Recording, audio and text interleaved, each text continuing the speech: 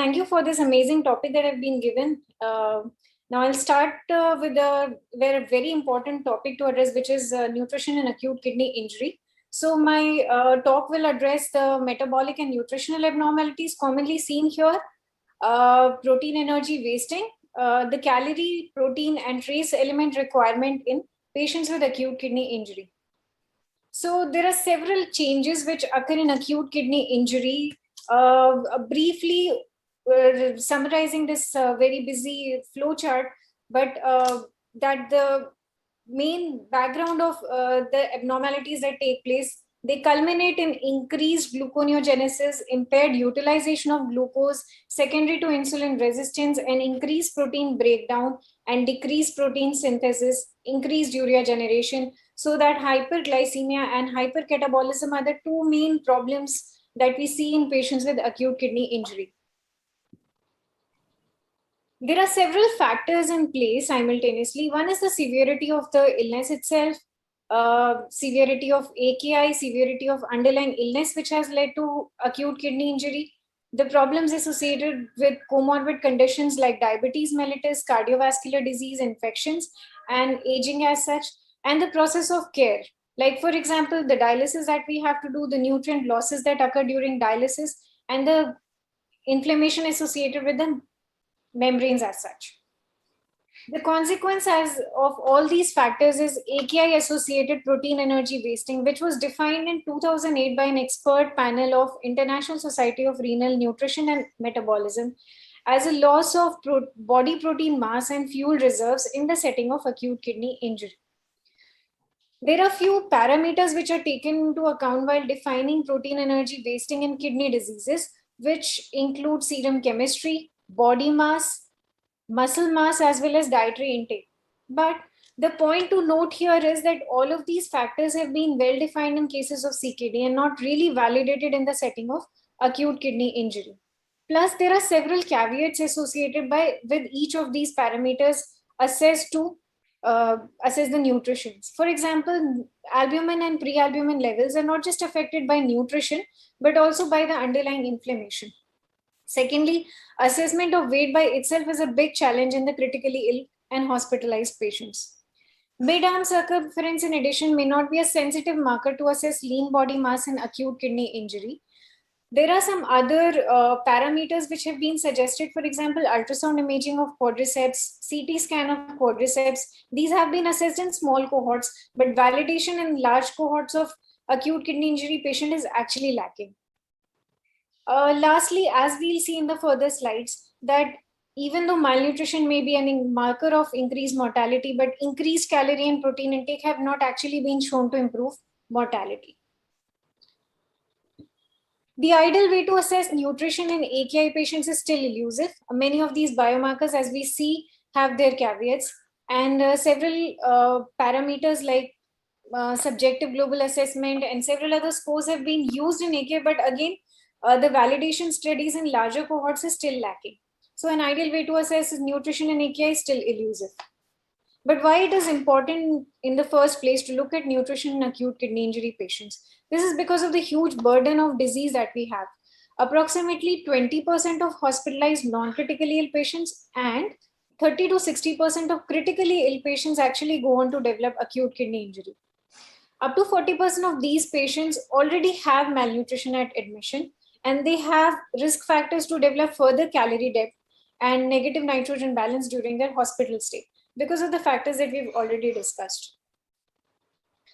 In a meta-analysis of randomized controlled trials which have looked at protein energy wasting, it was also found that protein energy wasting as assessed by subjective global assessment score was actually associated with 2 times greater risk of mortality. So the goals of nutrition support in acute kidney injury are to prevent protein energy wasting, to preserve lean body mass, to avoid further metabolic derangements which occur as a consequence of undernutrition as well as overfeeding, to improve wound healing and to support immune functions, and to possibly reduce mortality.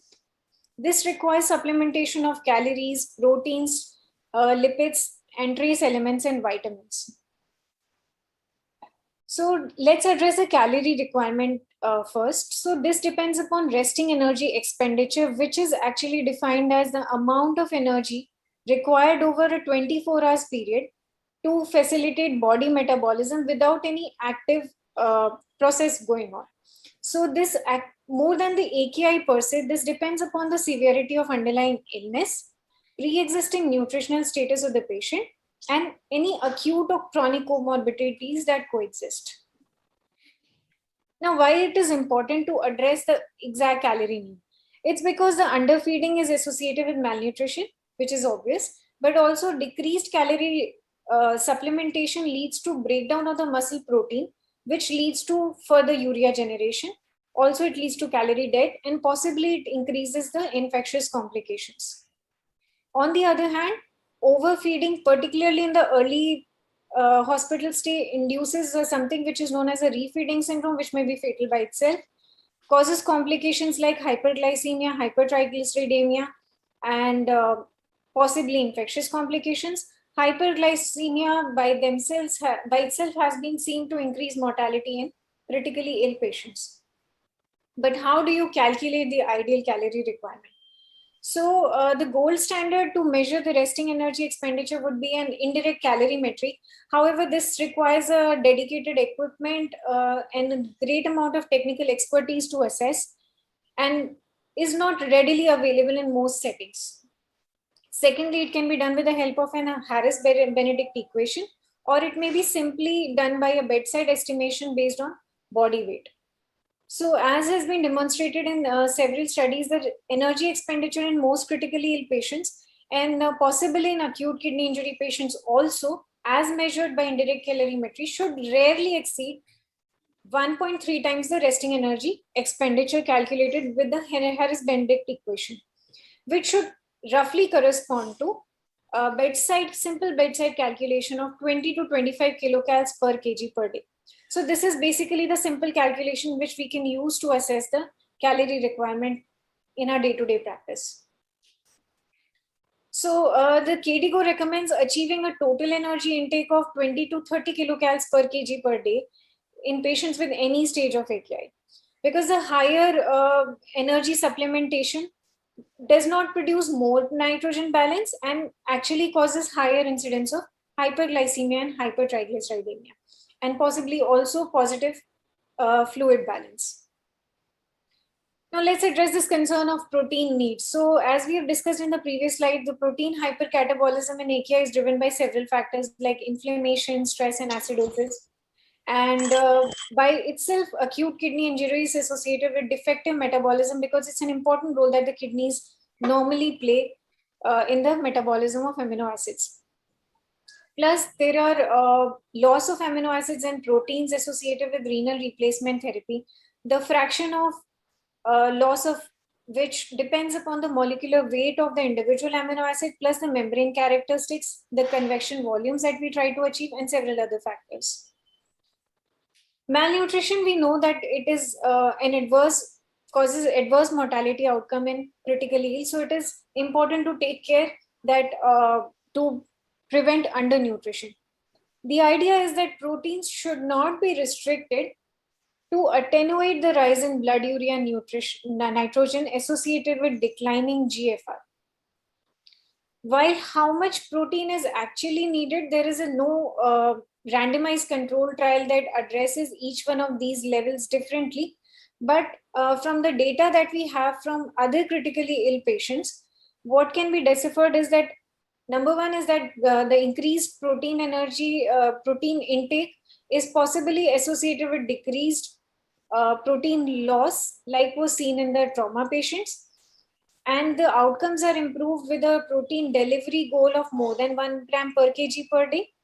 And high protein intake in the early phase of illness is probably associated with lower mortality in the non-septic critically ill patients. Also, in patients receiving renal replacement therapy, there was a study which was published in 2003, which studied 11 patients on continuous renal replacement therapy receiving total parenteral nutrition. The levels of... Dr. Kaur, I think time is up, and kindly summarize your talk. blood levels of amino acid actually increased over time in patients who were taking protein, who were given a protein intake of more than 2.5 gram per kg per day. And in the lower levels, the levels in the with the lower level of protein supplementation, the level in the level of blood amino acids did not change remarkably. The same can be seen in this slide, wherein the protein supplementation was associated with increase in the blood amino acid levels. The recommendation is to of all the important organizations is to not restrict the proteins with the aim of delaying RRT, while KDIGO suggests a maximum of 1.7 gram per kg per day. Aspen suggests that even up to 2.5 gram per kg per day should be given to patients so that the negative nitrogen balance does not occur. So what actually happens if we provide recommended calorie and proteins? Actually, there is no effect on mortality or average length of stay. And so was also demonstrated by the renal trial. But extrapolating data from other conditions, it is unlikely that starvation is more helpful than adequate nutritional support. Regarding lipids, there is no specific data to prescribe the amount of lipid intake in AKI. But from a very recent study, it was demonstrated that possibly the AKI patients utilized much less carbohydrate than expected while oxidizing more lipids. Regarding trace elements and vitamins, we are probably at the same level. While loss of micronutrients and vitamins in AKI is known, it is unclear if supplementation or replenishment leads to a favorable clinical outcome. The take home briefly would be the malnutrition is an important problem which complicates most patients with acute kidney injury. While we do not know how much correction would help the patients, but what we know is that probably it is better than starvation. Thank you so much. Thank you, Dr. Gaur. So she has told us that protein energy wasting in AKI is difficult to assess. There is no ideal way actually.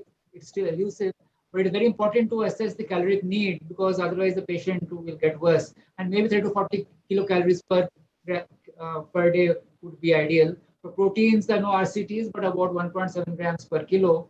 For lipids, we are not very sure, and we should also replace the micronutrients. Thank you very much. Now we go on to the next speaker, Dr. Aileen Kande, and she'll be talking to us about the nutritional consideration, AKI, and the various myths and facts associated with it. Hello. Dr. Yes. Kande, please. Yes. Yes. So thank you very much. I'll start with directly with the myths busters because this is a myth buster session, and we're going to talk about the nutritional conditions, considerations for acute kidney injuries, myths and facts. So what are we looking at in myths is all types of kidney diseases are incurable. Now, this is a general myth that we come across with patients who come to us also in our clinics. And the fact is that most kidney diseases like AKI are reversible with timely treatment, and the progression of other CKDs can be resolved down with early detection and treatment. And this is a message which patients need to understand. So we also know that there are different diagnostic criteria for AKI, which could be sudden or rapid decrease and deterioration of the kidney functions. And various other combinations of serum creatinine and output are important when we are talking about diagnosis. Now, the other myth is that when the patients come to us, they tell us, I am all right, so I don't think I have a kidney problem. And we have to explain to them what are the reasons and how they could suffer from an acute kidney injury, which may not necessarily be a chronic kidney disease. Or vice versa, if a person with chronic kidney disease comes to us with certain elevation of blood parameters, how do we have to explain to them? So the other myth amongst a lot of, even professionals is that AKI is very rare. And as Dr. Lovely rightly pointed out, that AKI situation in India is very grave. It is not few cases, and it is a lot, almost 35 to 40% of the cases. And the overall incidence of AKI in the ICU is approximately 25 to 50%. And of course, mortality is over 50%. So the other myth that we say for AKI is that one diet will suit all kinds of AKI. Now we got to remember that there is also a dietetic classifications of AKI. What I mean by this is, from the nutritional point of view, the patient can be divided into two groups. One, where the patient is in a non-catabolic state. So a patient walks to your OPD and they are having an AKI situation, but they are not catabolic. And there's another patient who is admitted in our ICU and is in a catabolic phase. So the decision with regards to how to nutritionally treat the patient will come from this exactly classification. So what is this classification? When we have to look at it in detail, we look at whether it is a pre-renal, whether it's an intra-renal problem, or it is a post-renal problem. Now, I'm not going into details of this, but we will just say that in a pre-renal problem, there is no change in the requirement of an AKI patient. Whereas even in an intra-renal problem, you have to look at the various parameters and then take a decision of how you're going to actually treat the patient nutritionally. The very simple way of treating a AKI patient nutritionally is, first of all, we do the nutrition care process. The nutrition care process is a diagnostic tool for the nutritionist to see whether the patient is undernourished and the patient has already gone into wasting, because that will help us to take the next decision of how much of protein needs to be given to the patient. So as the myth says, dietary regime is the same for all kinds of kidney ailments. And we all know that it is not the same, but let's look at the individual requirements. So if I'll say energy, as Dr. also Kaur said, that energy requirement does not change, because energy will be tailored made according to the nutritional assessment. Remember, I spoke to you about the nutrition care process. In that, we will realize how much of energy needs to go for this patient. Of course, authors of the KDIGO guidelines did suggest that you need to give almost 25 to 30% of the energy intake per kg per day, but this decision will be taken based on our NCP process.